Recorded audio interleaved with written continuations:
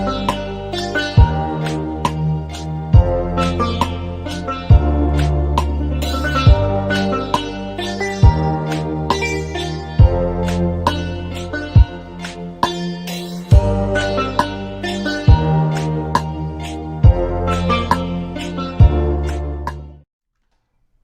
up, everyone? Welcome to an Art of War stream on YouTube. I'm John Lennon. This man right here, well, is known by many things. You may know him as the Brown Magic. My car's Bluetooth knows him as Nick Nanavity. That's wonderful, John. Yeah. That's my name, Nick Nanavity. Nick Nanavity. And it's time to patty. And it's time to patty. Ow. But we are here to do something very exciting. We're here to talk about Team Tournament 40K, team formats, how much we love them, how awesome they are, how 40K should become a team sport, all that stuff, and maybe even talk about how we're going to go dominate the Las Vegas team tournament in just about a month here. We got plans. Oh, we have plans within plans. And we are here today to talk to you about basically everything teams. We're going to break down the team tournament format. We're going to talk about, like what it is, why we love it so much, why we love it so much. So many muches. Yeah, welcome everyone in the chat. So glad you could join us. I'm sorry, Gundam, today is not hobby time. I will be putting paint models on Wednesday, perhaps with Nick, perhaps with Mr. Siegs. I'm going to be there with someone, though, because I got a lot of stuff to paint. Either way, though, we'll be back with that on Wednesday. But today is just open house talk. We're talking about teams. Yeah, absolutely. So let's go through what Team Tournament 40K is, just on a broad strokes kind of thing. 40K is obviously a 1v1 game traditionally played. You can do 2v2 and mega battles and all kinds of stuff, but 1v1 for competitive. And then the way the team works is you don't just start putting multiple people on a team. That'd be like a doubles format. This is like you would have as many players on a team. So let's say this is a 5-person team. So you'd have 5 individual games in one round. So each round is 5 players fighting 5 players in 5 different singles matches. And then your team's total score is basically who won more games, who got more points out of those games in total. Exactly. So you can end up with, you could have like an individual player lose a game but win the round because the team did better overall. Right. And there's multiple different ways to calculate, how a team wins. There's a lot of different formats. There's a lot of different team tournaments. Probably, the most famous team tournament would have to be the ETC, which will eventually, as soon as COVID goes away, be branded as a The World WTC. Team Championships, yes. That was one where, every team roughly represents a country, with some notable brown exceptions, where 8 players are on a team. And you do the exact same thing as a 5-person team. I think that 5-person team is probably the most common team format. I think in America it definitely is. In Europe they typically do the 8-person to try to replicate the ETC, which used to be European Team Championship, now it's WTC World Team Championship. So that's where it originated, and that's why team tournaments started in Europe, and then 8 is what they settled on over there. Over here we did 5 because America's got to be different, and it does work. It's because not all Americans have more than 4 friends. True. Usually what happens. But yeah, it's different numbers of players have different dynamics on team because there's a whole pairings process. Because it's not just random who plays who in a team format. It's very there's an entire game within the game basically to figure out who plays who and on which table they play on. The tables have different varying amounts of terrain, different terrain styles. One table might be very ruin heavy, another table very forest heavy. Could have tremendous impacts on certain armies. Some armies might be built to maybe always keep it close because their job is to go out there and no matter what the other team's got, we can keep it close. Something like Custodies or Death Guard would be pretty good at that. Yeah. Whereas other armies are designed to just smash face and get all the points. And sometimes they're designed to smash a very specific thing. Sometimes you bring a list that is 18 aggressors and all hurricane bolts or jet bikes, specifically so that you will slaughter any orc player you happen to face. Yeah. Just completely avoid anything that Hurricane Bolters are bad at, and let me shoot some Gaunts. You don't play against Knights with that kind of list. Unless you're Andrew Gagnon. But that man just fell on the sword for the team. Yeah. So for my history with team tournaments, I've been playing team tournaments forever. I was on the ETC representing Team America from 2012 to 2018. And then in 2019, I played for Team England. And then COVID happened, the world ended. And then I've also been on an ATC team, which is a 5-person American Team Championship, and a couple other smaller team tournaments. I've done that for 5 or 6 years as well. So I'm very, very integrated in the teams. And I personally find it the most fun way to play 40K because every game matters. It's you and your friends. It's a collective. You're playing for more than yourself. It's just so much more I don't know, dynamic. That's the word. I think it's more dynamic. I really enjoy the game within the game, the metagame of team format. I've never personally been to a European or World Team Championship, but I have been to ATC many times. I started going in 2014, so I think I've actually been to ATC 6 times. The last time I went was definitely my most successful.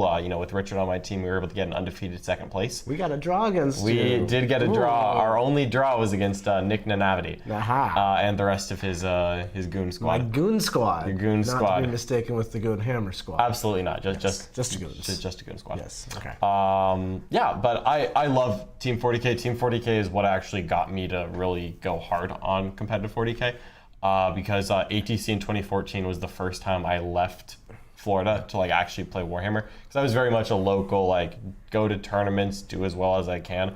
But ATC is when I really got that itch of I want to come back next year. I want to go to this event. I want to do well.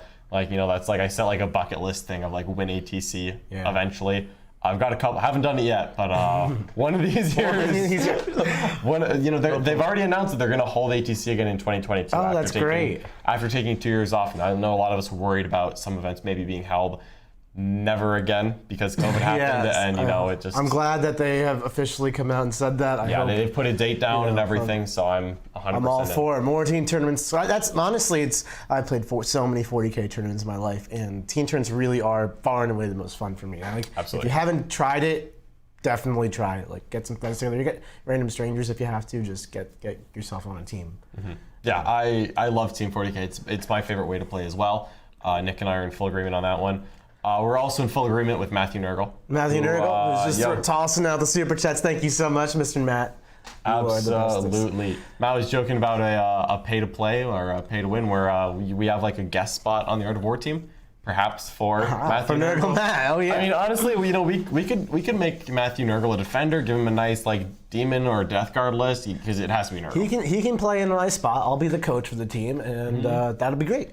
We have Coach Nick. And then we've got a nice Nurgle defender army. I guess this transitions us really well into why we're actually doing this, because the Las Vegas team tournament is upon us within just a few weeks. Yeah, we are less than a month away from a team tournament in Las Vegas. I haven't done a team tournament since that one time in Canada. That one time in Canada. Yeah. Yeah. John did excellent work on that one. Didn't we all? We all did, yeah. We all did. Especially John. Especially me. I worked my butt off.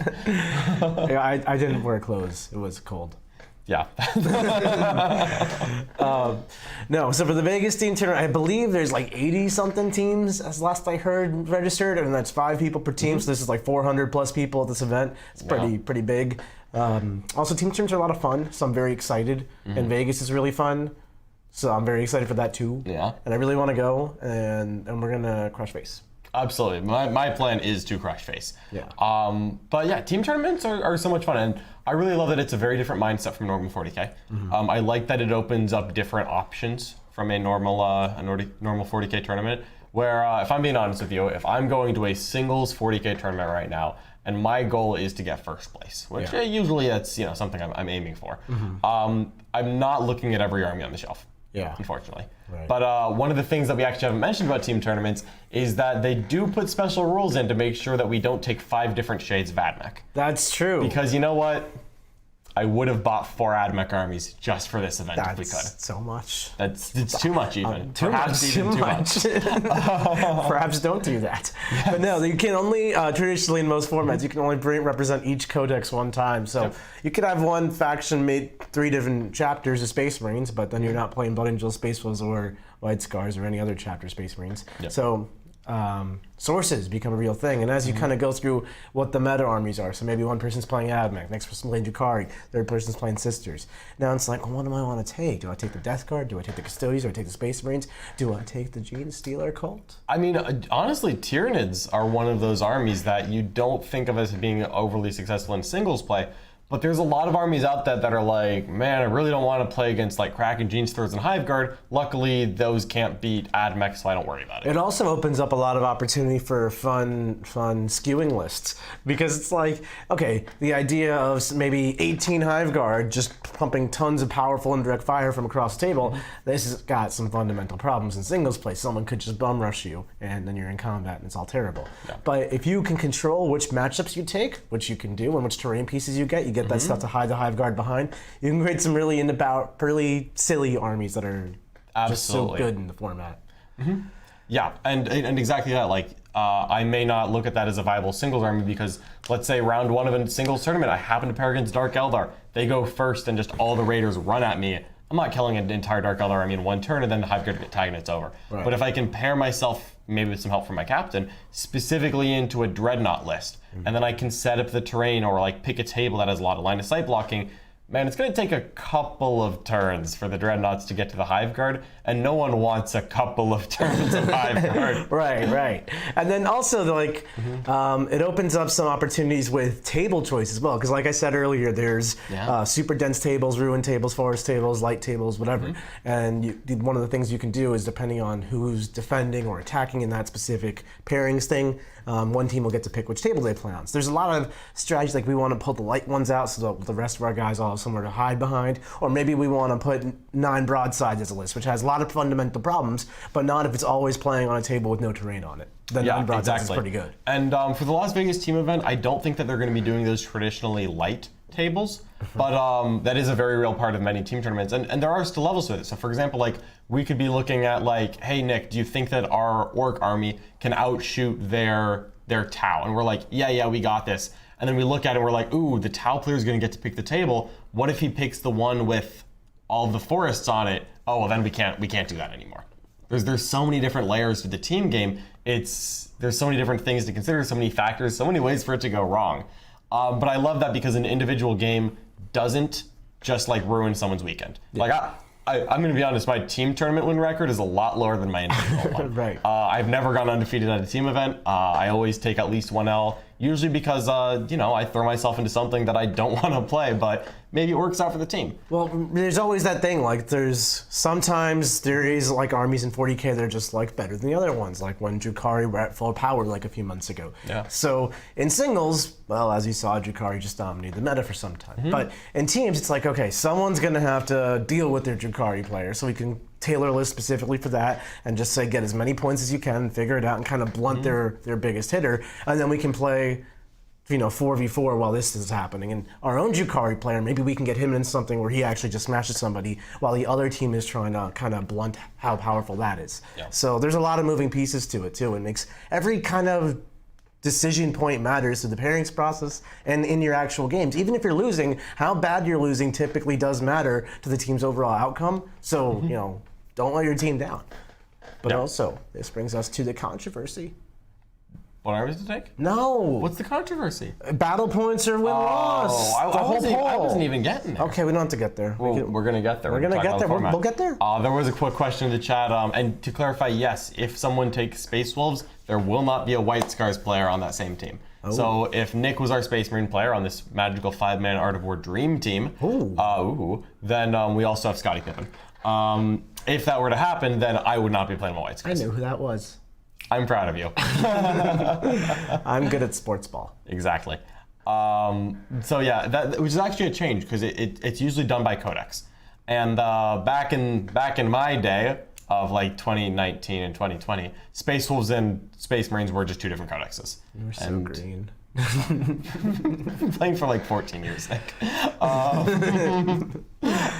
But I actually though, like now that all the Marine chapters got folded into one, it's actually a little bit harder to build a team than before because there's no more like I'm going to take 4 Space Wolf Fire Raptors and 4 Blood Angel Fire Raptors and then 4 Black Legion Fire Raptors and like, oh man. Or you could be that guy and take 1 Sisters Patrol, 1 AdMech Patrol, and 1 Guard Patrol and just say this is the best I can do.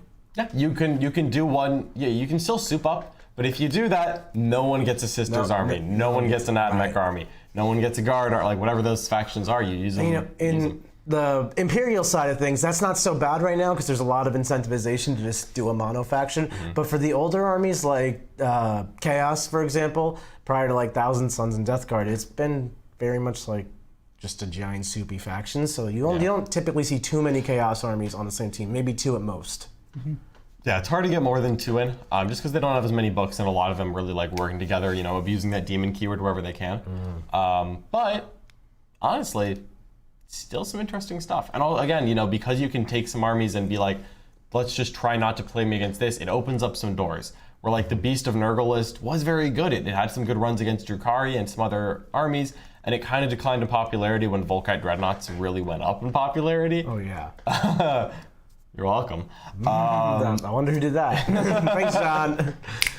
But let's say, you know, you talk to their captain, you're like, hey, I just need to make sure I don't play against Volkite Dreadnoughts. And they're like, yeah, we won't put you into Volkite Dreadnoughts. Now bring as many Beast of Nurgle as you can and see what happens. I should bring Beast of Nurgle. That's something we can talk about. 27 Beast of Nurgle. And 3 great unclean ones.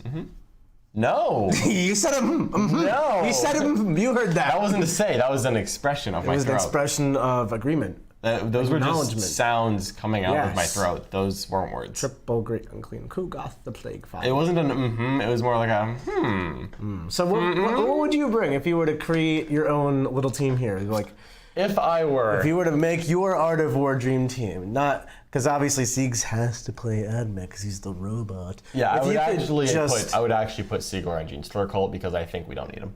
Yeah, okay. Like we just need to win 4 games. Just flex that. Sigur's on Genestealer Cult. Yeah. Yep. No, I think Sigurd could go like at least 2 and 4 with Genestealer Cult. I don't think he knows what Genestealer Cult do. He knows like how to shoot them. He's well versed in how to screen them, but I don't think he knows how to do anything with them. Yeah, it's a tough one. All right, so like if I was doing a team tournament right now, just 5 teams, what am I putting in here? There's a lot of layers to this actually, which is really fun because you know you look at like having redundancy. You don't want too many things that are weak to it. Because like what I said before was like, what if we take like a 27 Beast of Nurgle player, and that Beast of Nurgle player is like, hey man, I really can't play against Contemptors with Volkite. You know who could be your 27 Beast of Nurgle player? Nurgle Matt could be your 27 Beast of Nurgle guy. He's coming in. Put me in, coach. Coming in clutch. Nurgle Matt. So you can have one player like that, but then let's say you have a Drukhari player and he's like, man, I also don't want to play against these Volkite Dreadnoughts. Now it's like, if I've got 2 or maybe even 3 players that are trying to avoid a specific matchup, that gets really hard to pair. It's true. So you don't want to have all of your players be weak to the same thing. So what would you put on your dream team? Genestealer Cult for Siegs? Genestealer Cult. No, it's I think we got Admech. Yeah. I think we got Drukhari. I would like to see Space Marines in there. Yeah. I like my Ultramarines a lot in general. I'd love to be the one playing them, but unfortunately, Sisters are making that cut. You're gonna play Sisters? I think I'd play Sisters. Yeah. So at that point, I mean, you've got 4 armies that are relatively balanced. All of them have some close combat elements. Which type of Marine? There's like 1,000 types of Marines. I still think Ultramarines. Yeah, Ultramarines? I love my Ultramarines. Okay. I still think that's. You know, we're not talking players here. Yeah, we're just talking slap an army down. Yeah. That's what I would put in. Right. Beyond that 5th one, it's a tough one because you know I haven't put any Chaos in yet, but man, I like me some Imperium. I say that we go. You're such an Imperial person. Is loyalty such a bad thing? You know, I watched a fluff YouTube video. Let's all just take a moment and listen to that statement. I watched a fluff YouTube video. It was about how they create Eversur assassins. Now let me give you a sidebar about this because this totally has to do with the team format. And they take basically a guardsman who's done really well or a commissar or something, and they put them on a ship and they transport the ship to a different planet. And the ship is like, it takes like months to get from point A to point B. And there's like a gazillion people, like 1,000-ish, and they're all like naked, and it's like pitch black, and there's not much food, and it's hard to breathe, and they have to fight each other. I don't think that's the video you watched. It is. And then only there's like a few survivors that finally actually make it to the planet because of what's all these horrible conditions that they put themselves in. And then from there, they like inject them full of drugs, put some neuro stuff in their brains, and just completely like servitize them. They like literally turn them into just killing machines that have no other thoughts or free will. And this is the emperor you serve? Yes. So I say we go loyal. We add another Imperium army to the mix. And you know what? I'm feeling Knights. I think you can get away with 1 dumb team per army. Because you know what happens with Knights? sometimes you play against someone and you're like, yo, I brought Imperial Knights. What did you bring? And they're like, I have 3 Dark Lances. And I'm like, okay, what else? No, that's it. And then the Knights just run over the Dark Eldar because nothing in the army can kill Knights. And it's awesome. But also, yeah, those are kids, Classy Badger. Oh, those are children? Yeah, those are children? This is even worse, John! Pretty bad, yeah. And you like these people? 100%. Okay. Favorite kind of people. Yeah. However, on the internet. However, sometimes you take your Knights and your opponent's like, oh, I have 12 Last Chickens and I also allied in Eradicators for some reason. You're like, what is happening right now? And you know what you say to that? You don't put your Knights into that. But you start picking those armies that can't kill Knights. And I think you can have one army per team that you really want to give favorable pairings to. And I think having at least 3, but ideally 4, like take-all-comer lists that can kind of go up against everything. They don't have extremely hard counters. Nurgle owns pre-Heresy Death Guard and Knights. Nurgle is super chatting it up over 7,077 million sevens. Nurgle drop those 7s in the chat. And you know what? I do need you to be a loyalist. Loyalist. I mean, could you imagine how catchy Matthew Imperial sounds? No. Like reading off Super Chat from Matthew Imperial? I really don't think that's, no. I think Imperial Matthew is like really, it just rolls off the tongue. It really doesn't. Like, say that aloud. It doesn't. It just doesn't. Nurgle like got him. He is happy what? here. We're waters. That's what he's saying. That's literally gibberish. You bring Nurgle brain hurts. Do you think that Matthew Nurgle is actually Mark? No. Well, maybe. I would put some Knights in. They could be my skew army. Now, there's a lot of other Defender armies that work here. I know Nick's impressed by Custodes. I know Death Guard can be a good Defender army. I want my turn to answer this question. Give me your 5. I'm going to pick different armies because John picks stupid armies. So you're going to bring all 5 different armies? 5 different armies. 5 different armies, whatever John just said. We are going to do Dark Angels because I think they're good and no one believes me, but they're true. That's good. Let's bring Death Guard because at the end of the day, they don't lose badly. And a lot of times they actually find a way to win. They're actually pretty good still. They just have problems. But even in their problem matchups, they still just score points. And in the right mission, like Death Guard are so hard to beat. Like you get Death Guard on like direct assault. That's really hard to beat Death Guard on direct assault. Mm-hmm. So that's 2. Dark Angels, Death Guard. We got defensive defendiness going on here. Now we need some punchy killy things. What would make some good punchy killy things? Eldar with all the pew-pews. Let's make it a skew army. Let's do like 9 Shadow Weavers and 3 Night Spinners and Reapers with Tempest Launchers. You cannot hide from this, and that can be a whole list. And then you could even add Harlequins to that and give them a little counter charge, kind of like what Sean Naden runs in a way. Yep. I'd go deeper on the indirect side because I think that's a cool thing that Eldar actually do, have good quality indirect fire. Yeah. So I might lean into that just to make an offensive skew. Then we have, what else could I bring? You kind of took a lot of the good ones, unfortunately. Orcs are really good at stealing points and kind of winning games out of absolutely nowhere. So I'll probably, or I could bring a very skew Orc list and just run like 27 buggies, men, and Cheech style. I actually like that a lot more in teams if you know that there's going to be a table that doesn't suck for it. Like, it doesn't really appreciate forests because forests will get that -1 to hit. But honestly, they hit on 4s. Going to 5s isn't that bad. You might just muscle your way through the forest. Yeah. They really hate lots of ruins, so definitely not a table tons of ruins. But I can go with that. That's a good one. Or I can just take like a balanced like MSU kind of OBSEC steely points orc army. And then what do I need? I need one more. Just one more? Yellow White Scars? Can't be Yellow White Scars, but it could be. You already got the Dark Angels. I know. White Scars would be fine instead of Dark Angels too. Yeah. I'm fine with that as well. Having orcs in there though, honestly, I kind of want the orcs in my team now. I would go with Custodes as my last one because then I just have like a lot of beef. That's a beef package, an orc army that won't really, like all of the armies I picked, save for the Eldar one, don't really score less than like 80 points in any games they play. They just steal points and score points, and then the Eldar can table somebody, and that's like 4 draws and a win. That's a path. Yeah, and like you'll also notice that in team format, I think a lot more armies are viable than normal. Like all those beefy armies that you're talking about. not all those armies are winning tournaments right now. But in team format, that's super good. And your team there was mine was very boring. Mine was very meta, right? You know what? Actually, I like the suggestion about Tau. I could take Tau instead of Eldar. That's really good. But you know what? I could take Harlequins with 9 Star Weavers full of troops, and that steals all the points. I could just play in like 9 points thieving armies, and I love that. Yeah. I mean, just a bunch of armies that just get points. Just get points. Just get points. Gundam is cheering here. That's saying I shouldn't be a coward and bring an emu army. I mean, first of all, we have to 3D print all the flamingos to truly play an emu army. Flamingos don't fly, and that's good because emos don't fly. Mm-hmm. Emus do not fly. So if emus and flamingos are related, then that's because they are both. No, you take 90 of them because you proxy them as gargoyles. The flamingos. Gargoyles do fly. Yeah, they both have the fly keyword. Flamingos wouldn't be a good. The data sheet for flamingos has bracket fly. Flamingos don't have a data sheet, John. They do. I thought as someone who knows everything there is to know about 40K, you'd probably know that flamingos aren't a unit. How I know that flamingos fly. Okay. All right. All right. Who's wearing a pink shirt right now? Is it me? It's me, right? So that's more in tune with the flamingos. Just because you eat more shrimp than I do. I'm allergic to seafood. Oh, then aren't I closer to the flamingo? No, now you don't even make sense. There's nothing to do with shrimp. All right. Are Gene Stealer Cult viable in teams? If we're being serious, not any more so than in singles, to be honest. Actually, no. I think you think so?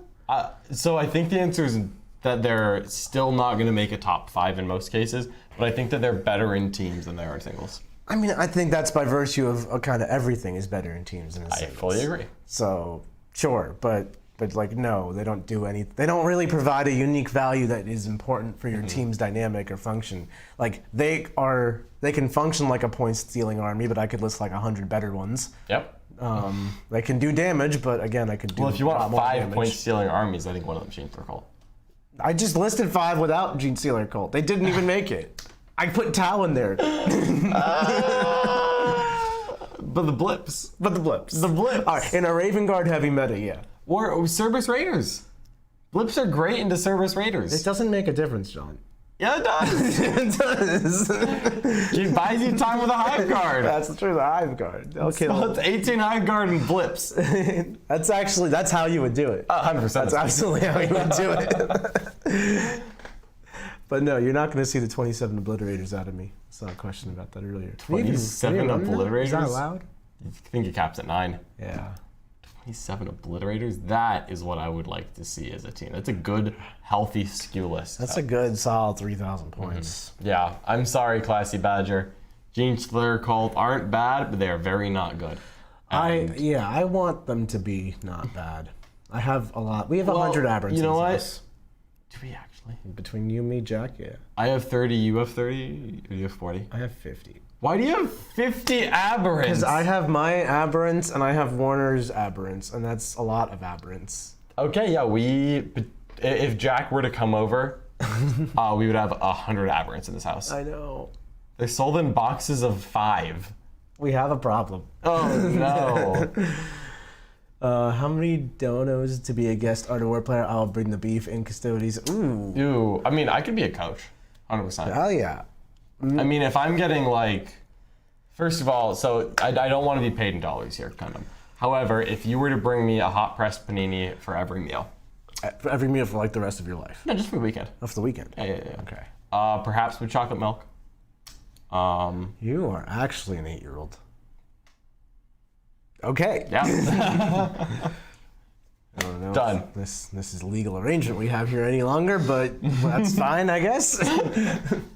How about some Death Watch? You put Death Watch in there, didn't you? Or no, you said Ultramarines. I said Ultramarines, but I think Death Watch are also very viable, especially because, we did just get an Orc Codex. Drukhari are still menacing the meta. There's a couple Xenos armies out there that are doing very well. I don't mind having Xenos Hunters in the mix, right? Mm-hmm. Right? Some good old-fashioned Xenos killing tools, especially if you just maybe happen to pair them into a Xenos army. Or what if you're a Dark Eldar player and you're looking at the opponent's team and you're like, you can't put me down, they still have Death Watch. Yeah, that's true. I will say I'm actually, as a Xenos player, when I play my Dark Eldar, I am more afraid of Ultramarines than Death Watch, even with their I hate Xenos. I just am. That's because you fear me. No, I played your Death Watch and I played you on Ultramarines. I fear the one that redeploys. I can't hide from a redeploy. Yeah, it's stupid. It's like, my army's not tough. You don't need to reroll wounds and +7 to hit because I'm Dark Eldar. You shoot me, I die. But my whole job is don't shoot me. Use terrain and angles and things. And Ultramarines are like, I don't care. Here's some Dreadnoughts.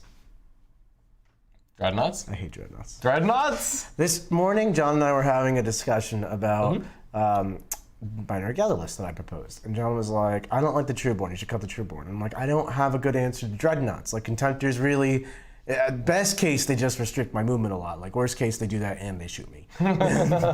So I needed like a stable answer to Contemptors. And John agreed, I think, but only because Dreadnoughts are stupid. I actually disagreed because I don't think the Trueborn do enough into Dreadnoughts to slow my So roll. I should just let them die? Yeah. Just let my army die? Exactly. I tried that. The last iteration of my list is just let myself die. That was exactly what I tried. Yeah, it works great. It did. It wasn't a bad army. No, it wasn't a bad army, it's fine. But I lost to Space Wolves. Or maybe what you do is you go into this team tournament and Nick, our Drukari player, is like gonna ask the person who's doing the pairings, like, hey, could you please, John, be gentle on I'm doing the pairings. John, could you please do the pairings so that I don't have to play against the Dreadnought list? And I, in my benevolence, will be like, I'm sorry, Nick, someone has to take out the trash. And this is why I'm doing pairings. This is very simple. John, this is why you have sisters. Your sisters don't lose games apparently, except to Sieg. So luckily Sieg's on our team. The That's only out reason there. I'm on the team is that I don't have to play against Sieg. There we go. Too many robots in here. You can't play against the robots. You don't have to. We already sold your pairings, so that means you get to go into anything. Put me in, coach. You know, right? Perfect. Do you want to explain the concept of taking out the trash? It's my favorite concept. It's his favorite. It was developed through years and years of not taking out the trash in Team America, and it just never worked. It just as a strategy. So what taking out the trash is conceptually a team strategy, and I coined it taking out the trash because it's hilarious. So basically, one thing you can do with the pairings process, and this is something we did for Team America, which failed for literally like a decade, was we tried to get all 8 players a good to great matchup. And if you got a tough matchup that sucks, but do the best you can kind of thing, that's not every matchup's going to be good or great, but that was the idea. And by trying to get 8 matchups that were good, you ended up getting a lot of matchups that were not good. And it's very counterintuitive like that. So what taking out the trash is identifying who, with respect to your team's player skill structure, and they're also which armies pair into their opponent's set of lists and how that all works out. By default, some players are going to have better matchups than others. That's just how the world works when there's so many variables at play. So the person who's the least valuable in this specific round, whether it's because maybe they're just inexperienced with this set of armies, or their matchups just don't look that good, or whatever it is, you just throw them to the wolves and get them on the scariest of their list for the rest of the team that you possibly can. Your guy is gonna go down in flames in a ball of history, gloried for the Emperor. If he comes back with any points, hell yeah, good job, bro.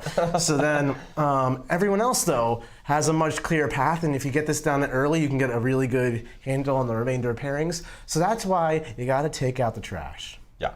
So theoretically, if you had a player bring all Hurricane Bolters and Aggressors, let's say they were called Gandru Nanyo, and your opponent's team was Knights, Chaos Knights, Talamon Dreadnoughts, Dark Angels with Storm Shields.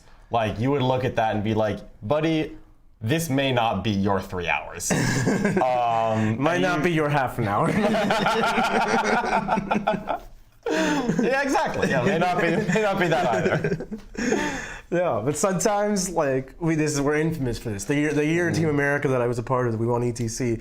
Andrew Gagnon, one of our star players, traditionally he had this wonderful idea the week before lists were due. He's like, guys, I think hordes are the only thing anyone else plays, so I'm just gonna play bolters. And then he just, as the captain, kind of just ran with it. And he wasn't the captain, but he just ran with it. And then he submitted a list with 18 aggressors and 9 Veritas Praetors, the bikes with the Hurricane Bolters. And then, we missed. Everyone was running Castellans. A lot of Castellans at this tournament. So Andrew got to fight all of them. And if it wasn't fighting Castellans, triple vault. Here we go. Yep. We actually do have a great question that we should address from Classy Badger. How does the matchup process actually work? Does each captain put a player on a table? Blah, blah, blah. Let's explain that real quick. Because I think that both WTC, ATC, and Frontline's new Las Vegas team tournament are all actually going to be using the same process. So let's say... It's complicated to It is explain complicated. without visuals. I'm going to see if I can get some visuals going. That's Okay, well, I was thinking... how do we want to do this? Do we want to get a whiteboard? Like... That's what I'm saying. Or like we could get like some like piece of paper, or we could just like do numbers, letters. Like you have players at A through E, and I have Then that's numbers just 1 gonna be through hard 5. for them to follow. Yeah. Let's get a whiteboard. I like whiteboards. Tell you what, There's folks, one right I'm gonna get a whiteboard. You can erase that. I'm gonna erase that whiteboard, and I'm gonna get us a marker, and we're gonna explain how the team pairings process works. And Nick, why don't you tell us about how much you love Castellans? John has this vision, this dream, if you will. Because John likes the memes. He kind of told you what his ideas for the teams are, right? He's going to play these Ultra memes. He's going to play these sisters. Somehow he's playing both of them. Siegs is playing Admech. You got to have Admech. And then Drukhari, guess Chester's going to play Drukhari. You know what I'm going to play in John's fictitious world here? I'm playing Castellans. I'm going to shoot Andrew Gagno with my Melt-the-Lances right in the face. That's what I'm going to do. That's not happening. No world where I'm playing Castellans at this tournament. That's just not me. There are some things that some people are and some things that some people are not. And I'm not the guy who shoots people with Melt-the-Lances from across the thing and says, 3d3 damage, rerolling everything. That's not me. That's John. Just so we're all clear. Okay. I don't hate the Castellan. I hate what the Castellan represents. The Castellan represents glory. all that is mindless in Warhammer. All right, let's. Oh my god! I want to. So, We've got a whiteboard here. so I'm gonna just. teachers. Okay, so there's Yeah. Team John. Is this in the frame? Oh, it is. Yep, it is. And then Team Nick. Is this good? Yeah, Yep, cool. looks great. Okay, John's got players A, B, C, D, and E. Is this still good? Yeah, Oh wow, this that's looks great. actually Yeah, really this is good. really good. Let me just write it. So you can see, I'm very proud of myself right now. Absolutely. And then I have 1, 2, 3, 4, and 5. Okay, so we're gonna roll off fictitiously, and I rolled a 6. I rolled a 7. Oh, So I am gonna get to put the first defender out because I won this roll off. 7's higher than 6. I thought you did it obviously. simultaneously. Yeah, I get to pick the table. That's what I meant to say. So what's gonna happen is I'm gonna secretly pick one of my players here, 1, 2, 3, or 4, 5, and John will do the same as the captain of his team, A, B, C, D, or E, and then we're gonna put them out. So 1, 2, 3 reveal simultaneously. I put out player number 2, and John put out player number C. Let me do it this way. So John put out C, and I put out 2. Okay. So this is John's team, and this is Nick's team. Yep. So then the way we're gonna do this is 2 of my remaining players, so my 2 is out of here, John's C is out of here. So John has A, B, D, and E remaining. I have 1, 3, 4, and 5 remaining. I'm gonna pick 2, so I'm gonna say 1 and 3. My 1 and 3 are gonna attack John's C.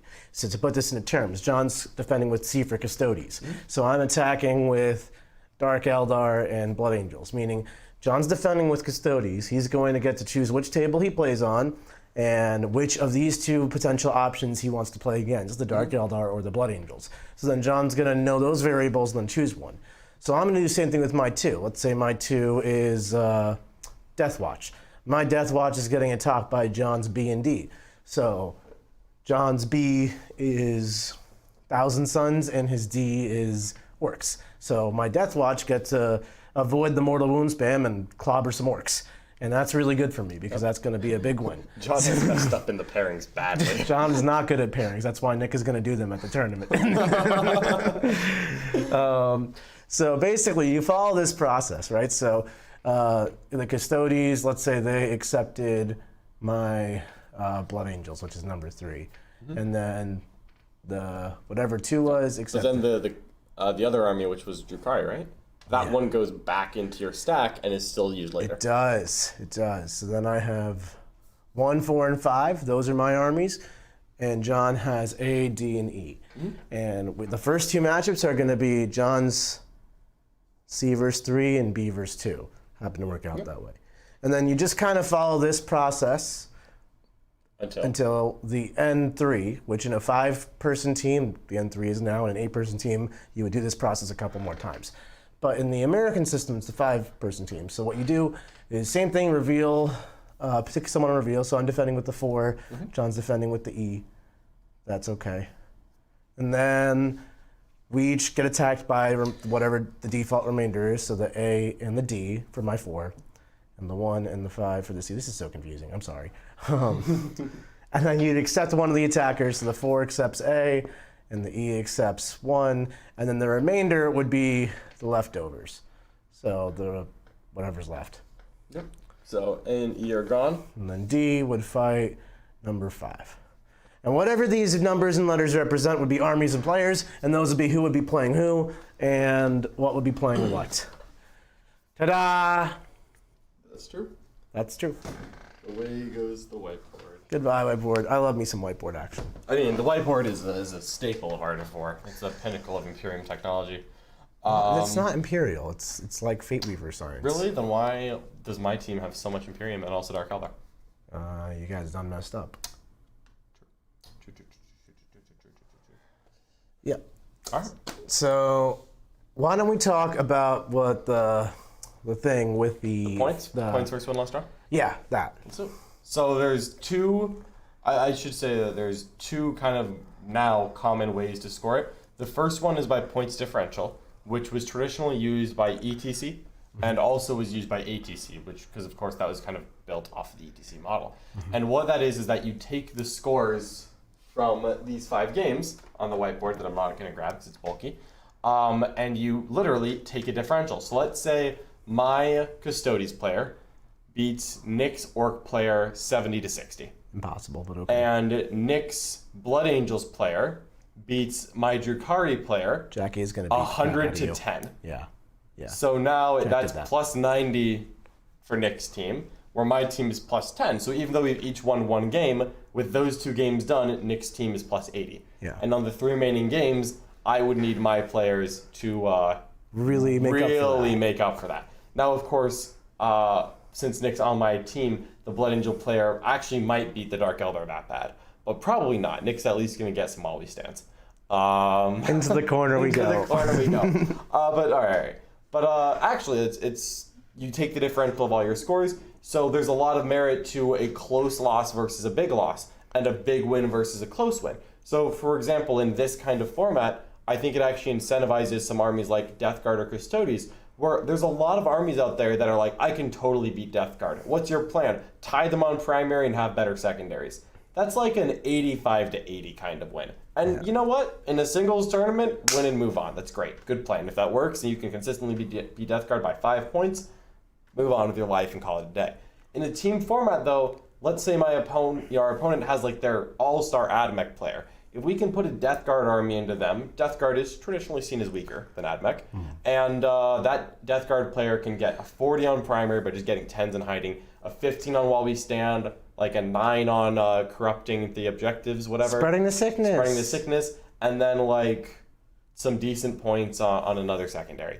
And then they lose to AdMech, but if they only lose by 5 or 10 points, and that was my opponent's AdMech army used for only a +5 or +10, that's pretty good, because maybe our AdMech player, we pair it into something a little bit weaker, like into maybe some Death Guard or an unprepared Demons player, and they get like a 40-50 point win. That's a huge advantage to us. So having an army that can lose close in a points differential matchup is actually a very it's you quite can an art blunt form. like their strongest armies by, I'm not trying to win this game, that's unrealistic, your army's just better than mine. But I can keep the differential to a small one, meaning that even though this is one of the best armies in the game, it just didn't come out that way on the scoreboard. It also means that the player whose job is to go play against the AdMech with Death Guard, if they lose by 5 points and they come back and say, hey, I lost by 5, they're getting a hug and a high five. Yeah. Like, we are very happy about that as a team. Even though they lost, that's okay. They did great work for the team, because in our little projections, we may have thought that was a worse than a 5-point loss. Like when I played Nick's team at the last ATC, my Genestealer cult went up against Tau, and I lost that game, but I only lost by like 2 points. And considering how bad that matchup can be, especially since it was on the light table, I was actually pretty happy because I just wanted to go in there and not cost my team anything. And that's really the whole crux of the argument for using the differential system. It's that it creates a lot more dynamicness and meaningness in pairings because it's not simply did you win this or lose this. It's how you've played the game matters a lot. And if you're on the losing end of a bad match, you can really matter. You can still affect the outcome of this round, even if you're going to lose the game. Mm-hmm. On the other side, just to play devil's advocate over here, if you're the pros for the win-loss format is one, the team format is relatively young.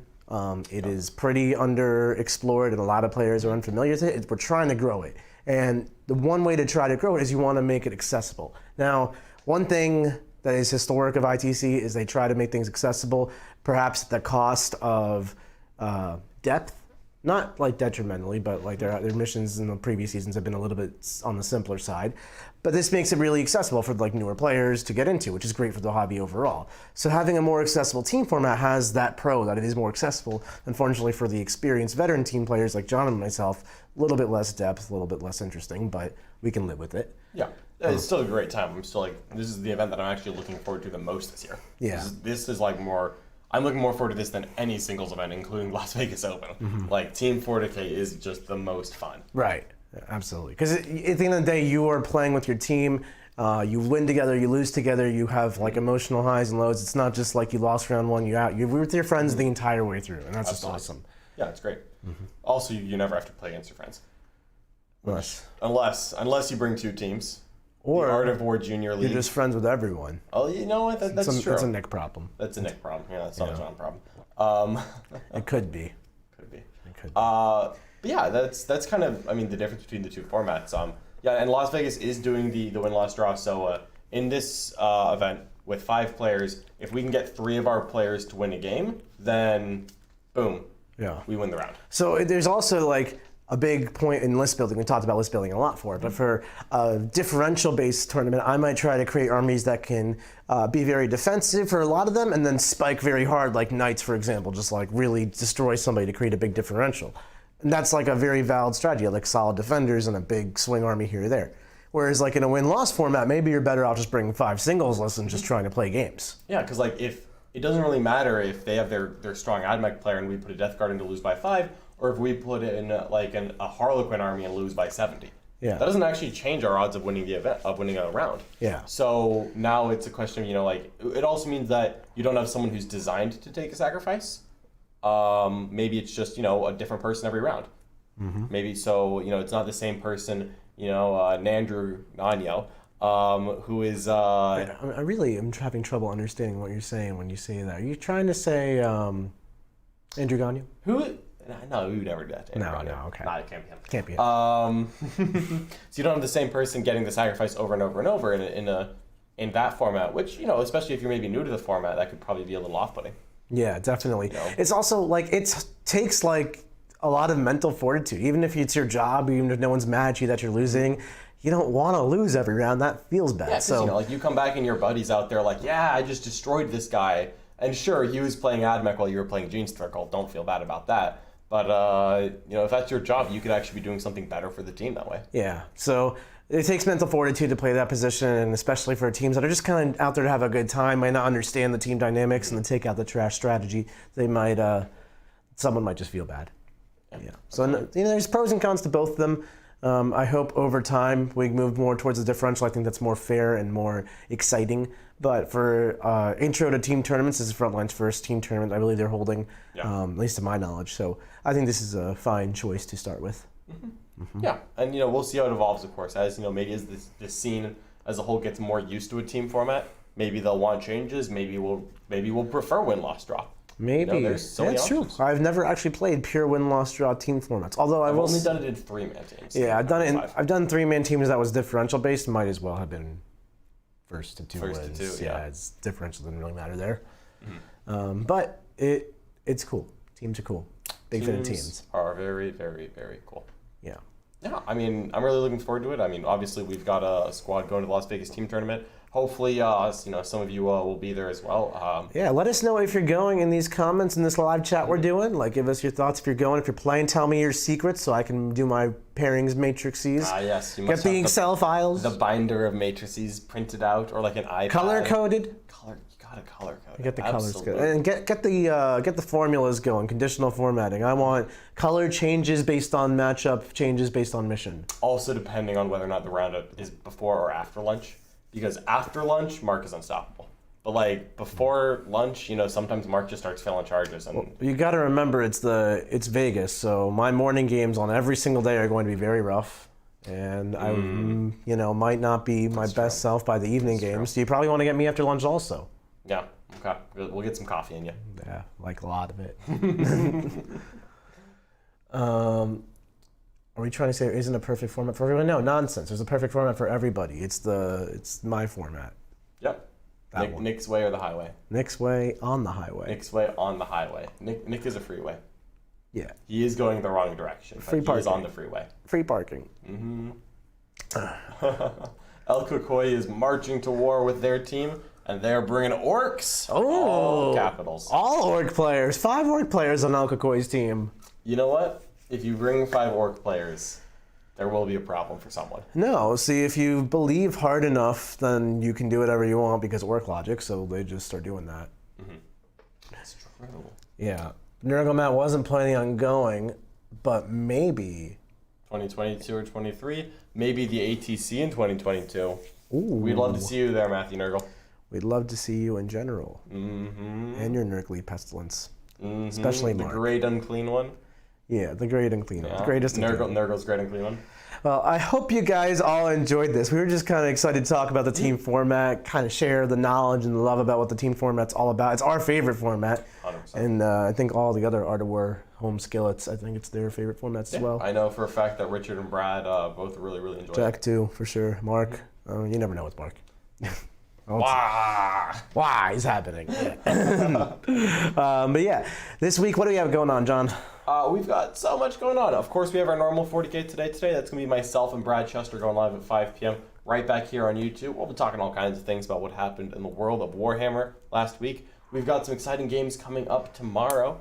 First up, that's going to be Nick's Drukhari. My latest and greatest iterations. Which perhaps has been designed in the context of the next event Nick is going to is the Las Vegas team tournament. Perhaps also has Rack Attack. Perhaps also has Rack Attack. Going up against Mark Perry's Orcs. Then on Thursday, I am bringing, in a nice subscriber match from Matt O, I am bringing the Order of Our Martyred Lady, pure OML, against Jack Harpster's Salamanders. The iguanas? The iguanas, maybe. I don't know if he's doing successors of pure yet. It better be the iguanas. We'll find out together. The orange iguanas. Yeah, and of course, plenty of exciting clinics in the War Room. We've got Orcs, Admech, Chaos, Space Marines. We've got everything in the War Room. And we've got a matchup of you playing Adeptus Custodes into Richard Siegler's Admech. Very exciting. I know, obviously, Richard just had a great run with his Admech. I think his hardest matchup of the weekend was actually against a Custodes That's what player. he said from Orlando. So we're kind of rehashing it from... I'm playing a pretty similar list. Yeah, we're kind of having Richard, really explain like the depths of that matchup. We don't want to show Admech running people over. We want to show the challenging games that really make you think as a player, make you learn the army. Make the Admech players get better, yes. Make the Admech players get better, the last thing we want. Lots of stuff to show off in the War Room this week. Awesome. Thanks so much for watching, everyone. Leave a like, subscribe, comment, share, join the War Room, become a member, and always stay classy. Bye. Bye.